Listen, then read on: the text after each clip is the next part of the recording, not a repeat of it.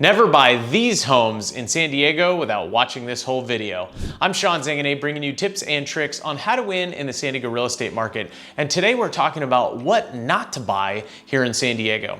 The first thing I would say is busy roads. Don't buy a home that's backed up or in front of a very busy road within a community. We have found that over the years, homes that are on a busy road will not only sell for less, take longer to sell, we typically find them just very tough to actually get to the closing table. Typically what happens is a buyer who might have been stretched at their budget at the current time buys a home that's on a busy road to say that they got in the neighborhood or got the home that they really wanted, and they're constantly hearing noise all day long. It actually ends up upsetting a lot of people over time.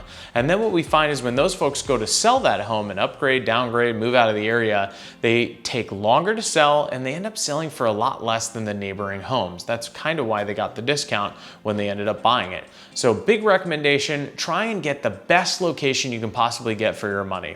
The next thing are poorly done flips and flips without disclosures. We find that there's a lot of great flippers here in San Diego who will renovate a home, and I'm usually a big advocate of looking at these homes, but what I find is a lot of the work quality in those homes are done very poorly without licensed people, and typically the sellers of those particular homes will not disclose certain really important things about the home that you would love to know prior to owning it. And it's really tough because they'll say, oh, we've never lived in the property, and seller doesn't have to disclose because they've never lived in it, but they did all the renovations to the property, and they usually fail to communicate the problems that they had with the property when they bought it to that next owner, because now it looks beautiful and no one really needs to say anything about it.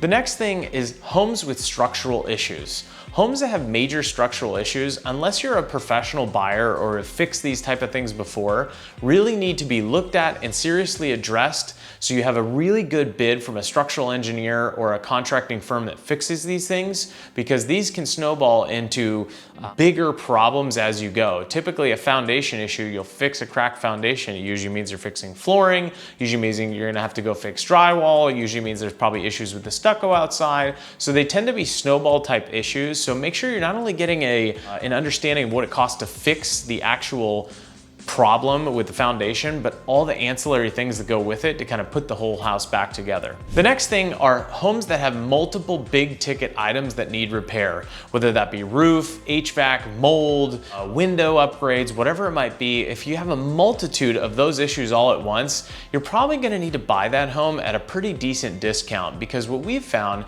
is a lot of times contracting work and doing work to a home takes more time than people think and ends up costing more money. So we try and be really practical with people when they go buy a home, that bite off what you have time to do, but don't take more than that, because it becomes a nuisance. And sometimes the phrase of a money pit of a house happens when people bite off a big house with a lot of big projects that they're just not experienced doing. And then the last thing, and this might be the most controversial, is solar. Solar tends to still today be one of the trickiest issues to navigate when in a transaction of buying a home, whether it be leased or power purchase agreements or whatever that might be. We've found that solar, if it's not completely paid off and covers most, if not the entire electrical bill on a property, if it doesn't have that feature with it, it's usually tricky. We've found that people enter into really bad agreements that have almost double the amount of interest you would pay when you finance them over 20 years. We find that the solar leases are not great leases. A lot of the companies go out of business,